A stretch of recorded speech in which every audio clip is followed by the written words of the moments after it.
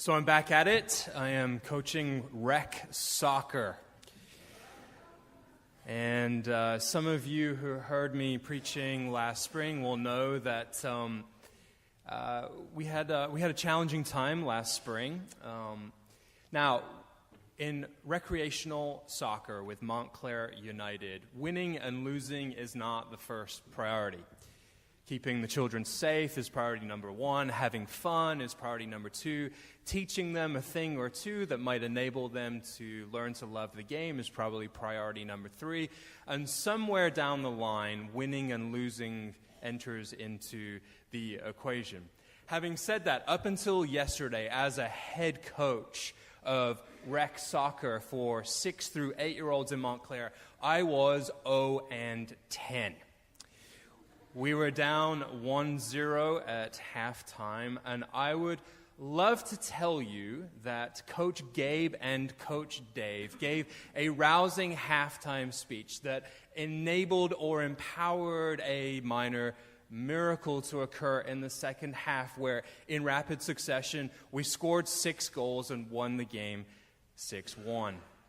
The reality is that one of the players on our team decided in the second half to go up to the defenders of the opposition and ask them if they had seen the movie Storks, or had they bought the latest Shopkins, or had they studied this and that in math class, or done this and that in art class. The defenders were sufficiently distracted to allow us to score 6 goals and win the game 6-1. No, it wasn't a miracle. But there are lots of things that we might use that word for. Certain words have a tendency to get a little worn out in our vocabulary, like the words amazing, or awesome, or miracle.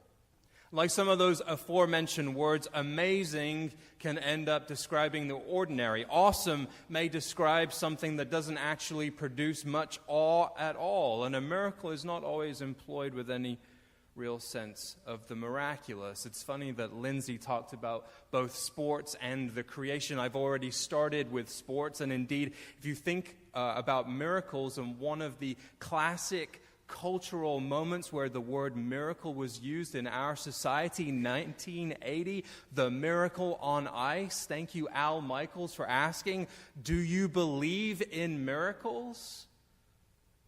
I would say the United States winning the gold medal at the 1980 Olympics was, well, perhaps statistically unlikely, maybe statistically improbable.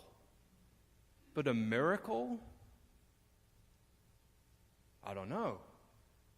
I do know that statistical improbability just doesn't have the same kind of ring to it, right? Perhaps it was unlikely the United States hockey team would win in 1980, and all sorts of unlikely things do happen in our world.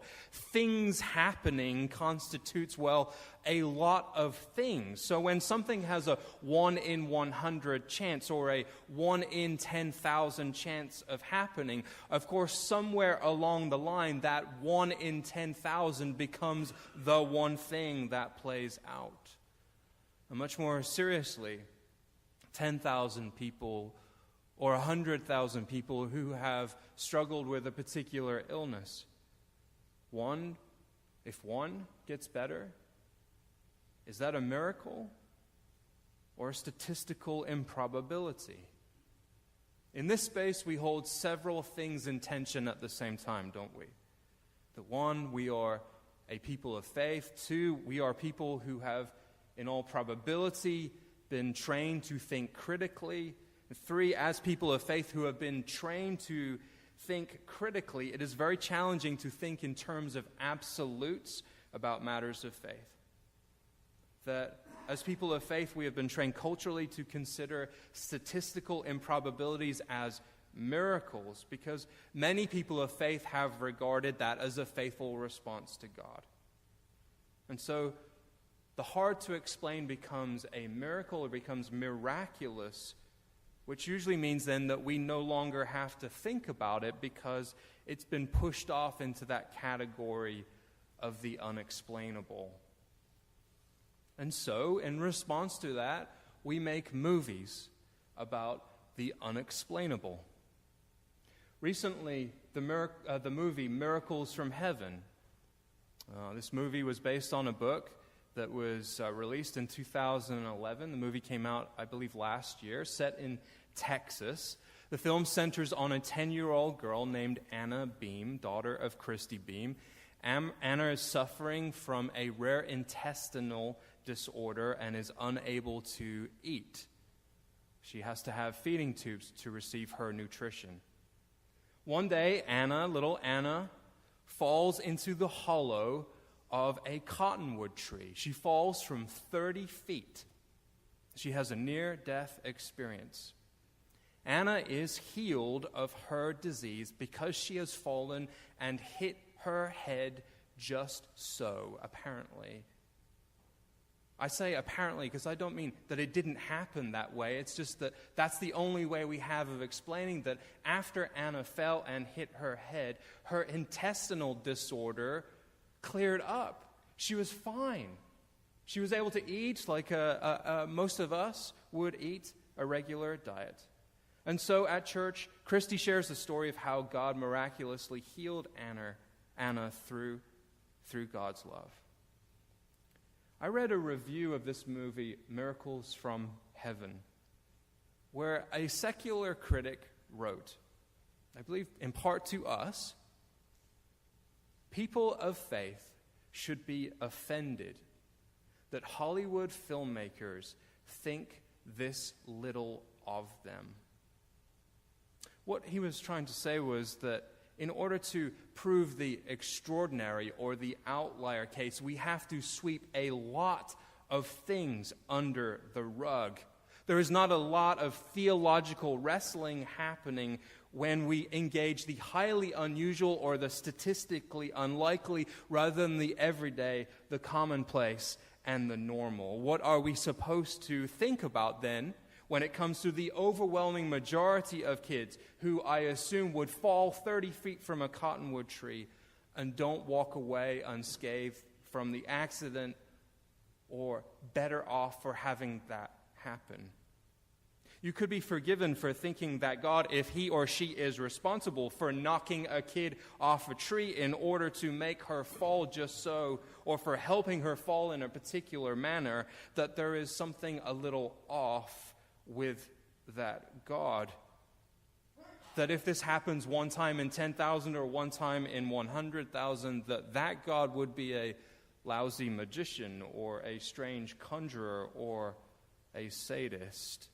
When I was little, I got whooping cough, I got the chicken pox, I got the measles, I broke my leg in a skiing accident, I once fell down some stairs and put my head through a wall. Did God infect me so that I could prove to others how great God is? Lots of kids have died from whooping cough and the measles and chicken pox. Was I pushed down those stairs or that ski hill? Well, if I was, I've got some things to say about that. What are we to do with a God that could go around knocking kids off of trees and getting them to hit their heads just right 30 feet below? What are we to do with a God that's supposed to be in control when you go visit your parishioners or your relatives at a place like a memory care unit? When someone you know, someone you love, doesn't know you anymore? What are we to do with a God that is in control all the time when we have such a field as pediatric oncology? What are we to do with a God that is in control all the time with every little thing if you are Haitian and you are living through yet another catastrophe, or you are Syrian and suffering day on day and year on year at the hands of despots? In the gospel story today, we have a miracle story. Leprosy is a disease which can describe many different things in the Bible, including Hansen's disease, but not just Hansen's disease. Leprosy could be describing any number of skin ailments. Our ancestors may have often believed that sickness came about because of a particular sin that the individual who had that illness engaged in, or they could even be afflicted because of the sins of their ancestors. Now, in that particular world, at that particular time, according to the rabbinical literature, if you had leprosy, then there was a particular kind of sin that you or your family members had engaged in. The person guilty of slander or libel, it says in Agadah. The person guilty of slander or libel has received the punishment of leprosy from the divine. This interpretation receives historical support by the punishment of Miriam for her slander of Moses. And the rabbis add that Aaron suffered the same punishment for the same reason. So many would have thought that these outsiders that Jesus encounters have engaged in the sins of libel and slander, and therefore they are sick. And what is beautiful, at least to my mind, about this story for the Samaritan is that he has been healed of a skin condition that came about from slander, but is then able to use his tongue. The scripture makes that very clear. Uses his tongue in order to turn around, praise, and give thanks. It is then that he is told by Jesus that his faith has made him well. In other words, he is made well, he has had a healing, something that comes from God that he can't explain, but he is then made whole by giving thanks for those gifts that come from God. Gratitude for the miracle is his path to wholeness. Gratitude for no longer being an outsider. Gratitude for not just being freed from his physical condition, but in the biblical world, he has been pardoned from his sin of libel or slander. The physical restoration symbolizes the spiritual and emotional restoration. He has been forgiven.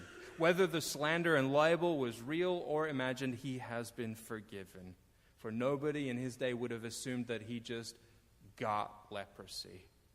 This man, the one that turns around and gives thanks, is free and in complete freedom. He offers his gratitude. I don't know about you, but I find freedom from the cynical part of my brain, freedom sometimes from the constant critical cognition that we all engaged in. When I offer gratitude, I find freedom. My gratitude helps set me free from certain kinds of worries, free from being someone else's savior, a little more free to wrestle with this question of miracles, a little more free to wrestle with the universe. Lindsay talked about it with the children. This is often where we go. If we are thinking critically, we come back to the creation. Is that a miracle? Or is it merely remarkable? I have no idea. But the odds of this occurring, that is depicted on the screen, are really, really long, right? I don't know if the creation of the universe is a miracle or statistically improbable, but gosh, I start here because when I start here in my wonder and in my thanksgiving, I begin to wonder about a cause for my sense of wonder and thanksgiving. To be alive, to be staggered by the universe, to be blown away by physics, to be undone by the majesty and the scale and the big questions like, are we alone? How could we be alone in a universe this massive? I am grateful, therefore, grateful for this opportunity to be a witness. It can be a beautiful thing sometimes, too, when we begin to narrow the questions down a little bit.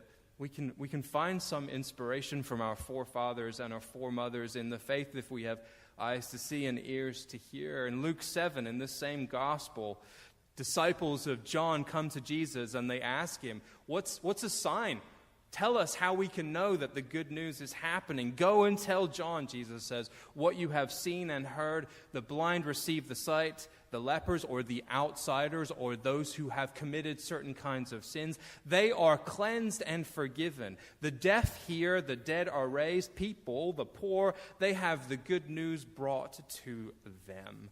And we look out into our world and we might say, look, this is a scientific question. This is not a matter of faith, but maybe we take our inspiration from someone else. Lepers are cleansed. Outsiders are welcomed. If we follow our American ecclesiastical history, do we know about Damien of Molokai?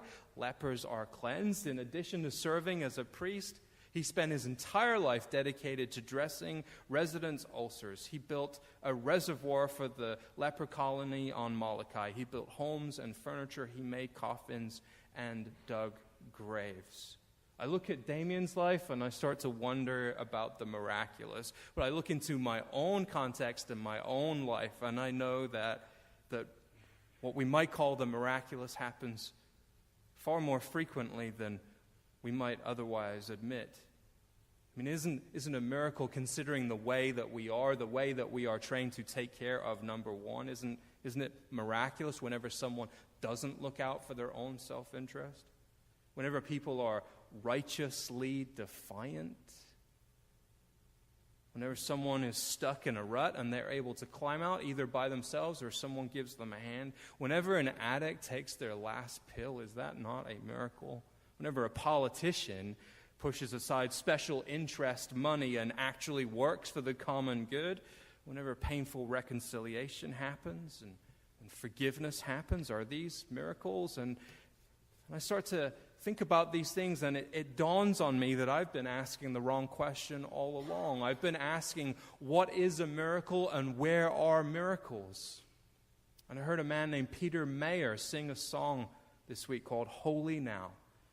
He sings, wine from water is not so small, but an even better magic trick is that anything is here at all. So the challenging thing becomes not to look for miracles, but finding where there isn't one. The challenging thing becomes not to look for miracles, but finding where there isn't one. Go and tell John, Jesus says, what you have seen and heard. People have good news brought to them. People have good news brought to them. Wasn't civil rights in this country good news that was brought to the people? Weren't the actions of those who carried on after Bloody Sunday in 1965, dare I say it, was that not a miracle? And wasn't it a miracle that when we celebrated the 50th anniversary of Bloody Sunday, an African-American president walked across the Edmund Pettus Bridge with his wife and John Lewis in Selma on that 50th anniversary, and they were accompanied by another president, a white president from Texas, and his spouse. The Edmund Pettus Bridge in Selma, Alabama. Edmund Pettus was a grand dragon of the KKK, everybody.